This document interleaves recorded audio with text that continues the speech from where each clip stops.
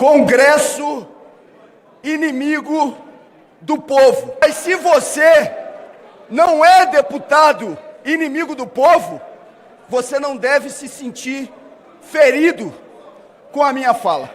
Se você age de acordo com a consciência pública e acha que os seus eleitores não têm do que se envergonhar, eu tenho certeza que não se zanga como eu não me zango, como muitos deputados não se zangam, quando essa expressão é dita. Agora, os deputadas, não imaginem que eu vou ter as minhas convicções cerceadas e deixar de exercer o papel como deputado para me salvar. Sobre a minha mãe, sobre o que aconteceu, eu confesso para os senhores e para as senhoras, para defender a minha família, eu sou capaz de muito mais do que um chute na bunda.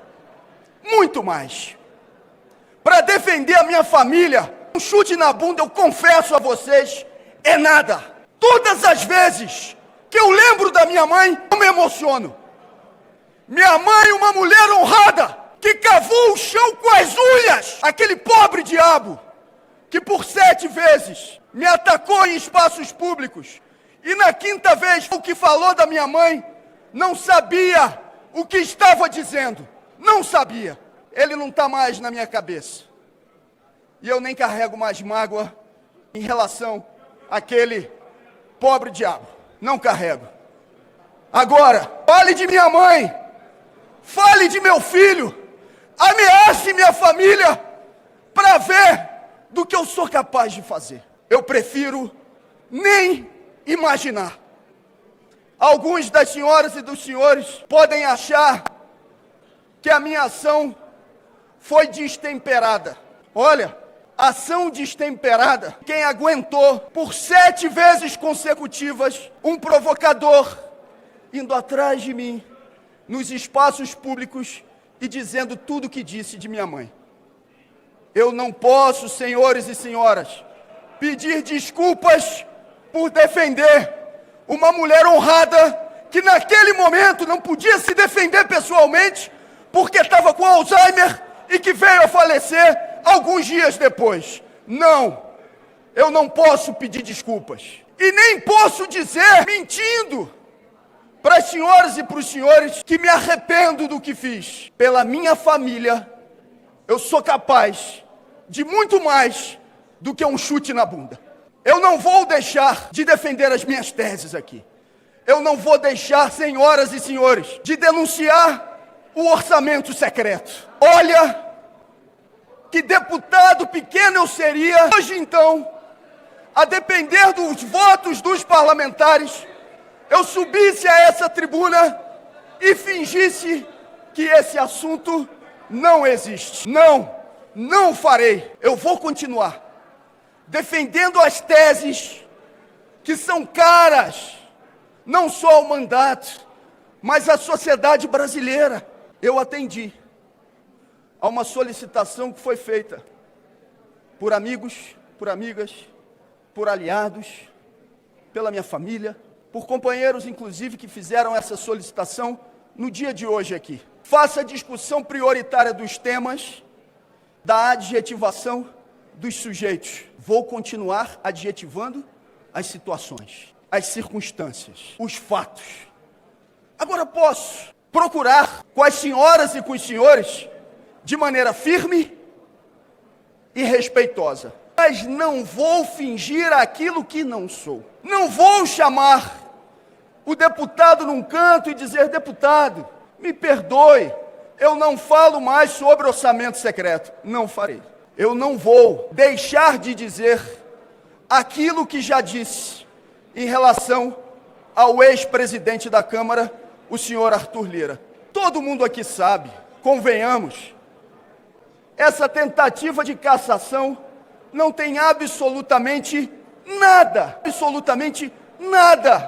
a ver com o chute na bunda dado no provocador. Os senhores e as senhoras sabem que quem deu força a essa representação foi o ex-presidente da Câmara. Mas eu espero que ele, do ponto de vista político, seja responsabilizado por aquilo que faz comigo hoje, mas por aquilo que faz contra o Brasil. Eu lamento muitíssimo, inclusive, que o atual presidente da Câmara, o senhor Hugo Mota, hoje coloque essa matéria em votação, imaginando que gerará uma falsa simetria entre o caso e o caso de Carla Zambelli.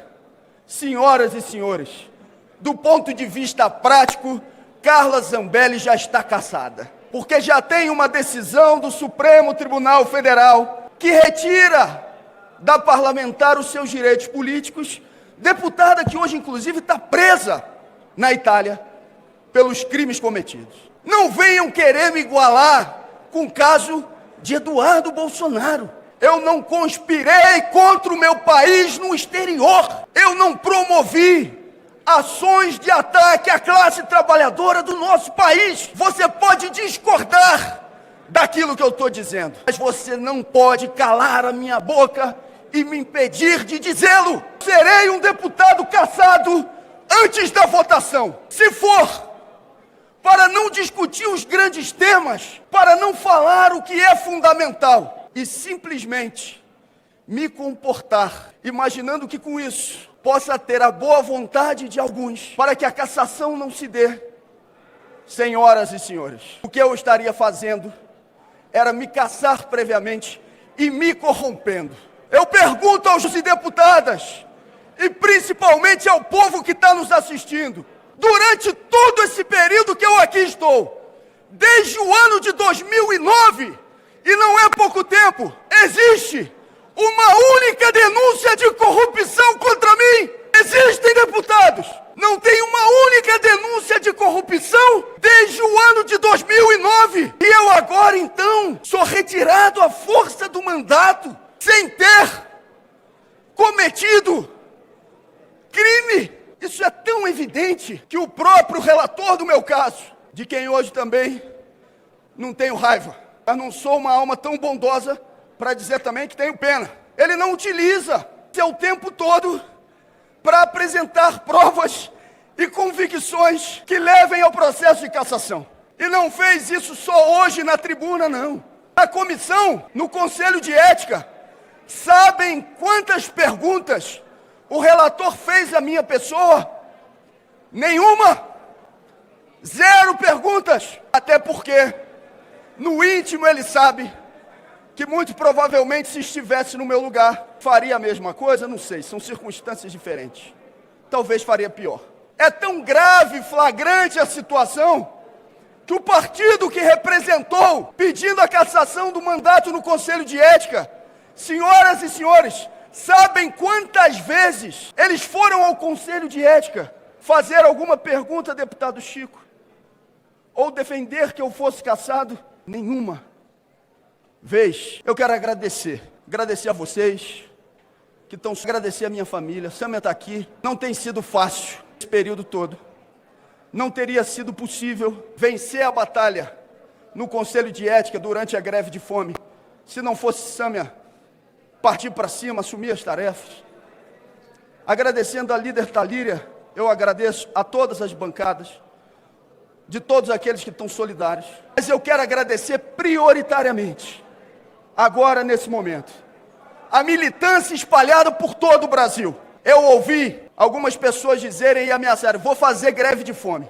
Eu pensava comigo, acho que vai ser difícil. Porque a questão da greve de fome não é se manter nela, é ter a convicção firme para tomar a decisão de entrar nela, assumindo as consequências do que possa vir a ocorrer. E isso exige uma firmeza de posição e uma convicção profunda do que se está fazendo.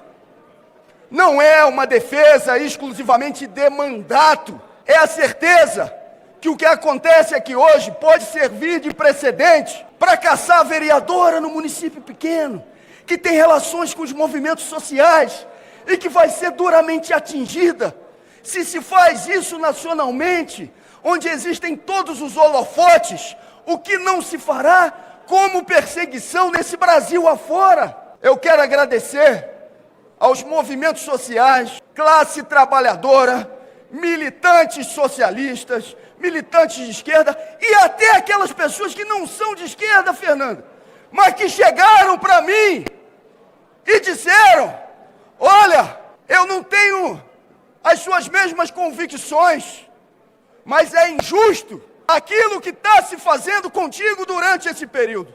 Eu percorri em 1 mês e 18 dias, e parecia impossível, os 26 estados brasileiros e o Distrito Federal, ouvindo as pessoas, plenárias públicas lotadas. Muita coisa ruim aconteceu nesse processo, mas aconteceu coisa boa também.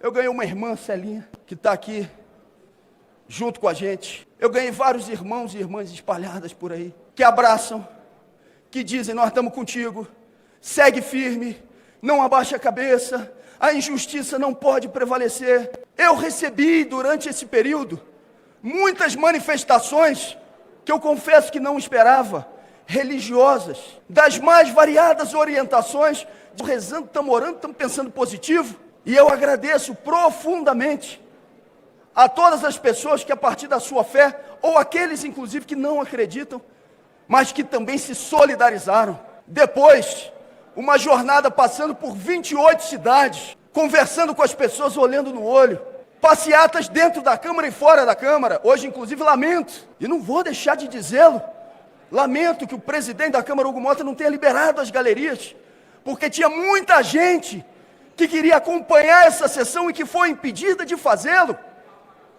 Eu pensei, inclusive, fazendo esse agradecimento profundo, que hoje aqui eu estaria nervoso, mas eu estou tomado de uma profunda calma. Deputado Lindbergh, deputada Benedita, eu estou calmo, porque eu tenho a convicção de que estou cumprindo uma tarefa, e que a gente está dialogando, Paula, com uma juventude que vai olhar para o que está acontecendo aqui no dia de hoje e vai dizer: não se pode negociar princípios e convicções profundas. Taticamente, você pode fazer negociações. Agora, negociar princípios. E eu saio desse processo, independentemente do resultado que a gente vai ter a partir da aferição dos votos dos parlamentares, com a consciência de que essa é uma etapa para muitas outras que vêm pela frente. Porque eu, senhoras e senhores, e falo isso com todo respeito, eu estou deputado federal. Eu sou um militante socialista e serei por toda a minha vida. E isso não se negocia. Eu vou continuar fazendo a denúncia sobre a Refit. Ah, mas isso vai desagradar. Paciência. Não farei mandato, Duda, pela metade. A decisão, nesse momento, é dos senhores. Quem vai definir o voto a ser dado e o resultado desse placar não sou eu. Inclusive porque, pelo que eu entendi bem do que foi dito pelo presidente, eu nem voto, não é isso? Então o meu voto não contará e não valerá. Mas o voto de muita gente que não está aqui nesse plenário, e eu não estou falando de campanha eleitoral, para mim vale com profundidade, deputado Vicentinho. Quando eu cheguei aqui em 2009 e acompanhei as primeiras audiências sobre as 40 horas semanais, eu tive a certeza, a ampliação da convicção de qual era o meu lado. Todos os dias a gente se enfrenta com a luta capital-trabalho. E eu estou tranquilo que estou do lado da classe trabalhadora. Hoje a luta é pelo fim da escala 6x1, contra a pejotização, defesa das nossas terras raras, da nossa soberania, na garantia de que a gente possa ter a classe trabalhadora brasileira sendo respeitada, e que o mandato não pode ser um fim em si mesmo, ele tem que ser um meio de articulação com a sociedade. Quando aprendi, inclusive, que Lenin dizia sobre mandatos, de que mandato no parlamento burguês tem que ser na tribuna do povo, passei todos os dias, deputado Arlindo, a exercer essa tarefa como convicção profunda. Talvez por isso eu me sinta nesse momento tranquilo, porque atendi ao apelo dos amigos e das amigas de não adjetivar as pessoas, mas estou fazendo um discurso, uma fala que é o mais íntimo do que eu sou, do ponto de vista político, sem abrir mão de princípios. Eu quero agradecer a uma pessoa que não está aqui nesse momento, nesse plenário, mas está com a gente. Hoje eu me emocionei muito com ela, inclusive pelo telefone, que é a nossa querida deputada Luísa Erundina. Erundina, hoje no telefone, me disse que eu sou o filho que ela não teve. E o tamanho da emoção de sentir isso, de ouvir isso, de chorar com ela, é algo que absolutamente não tem preço.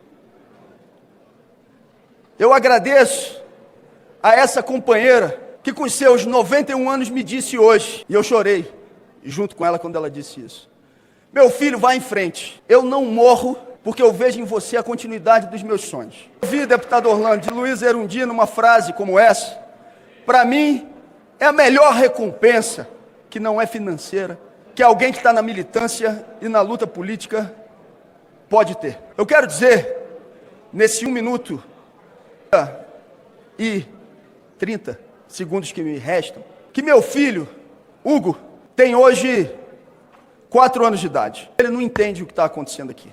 Ele não sabe o que está acontecendo nesse plenário. Ele gosta de vir à Câmara. Talvez até tenha mais empolgação para vir do que eu mesmo. Ele gosta de subir nesses carpetes, mas daqui a alguns anos ele vai ver esse vídeo.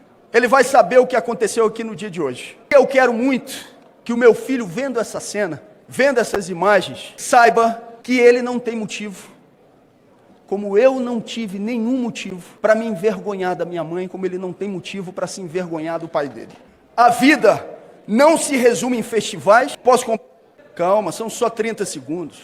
A vida não se resume em festivais, mas o ferimento a liberdades democráticas. E calar um mandato de quem não se corrompeu é sim uma violência. E eu agradeço a todos os brasileiros e brasileiras que estão, nesse momento, acompanhando essa sessão, que eu espero que nunca mais se interrompa a transmissão, e estão agora olhando para o que está acontecendo aqui e sabendo que tem quem não se desvia dos seus propósitos e que mantém firme a sua militância e a sua vida. Muito obrigado, um abraço grande.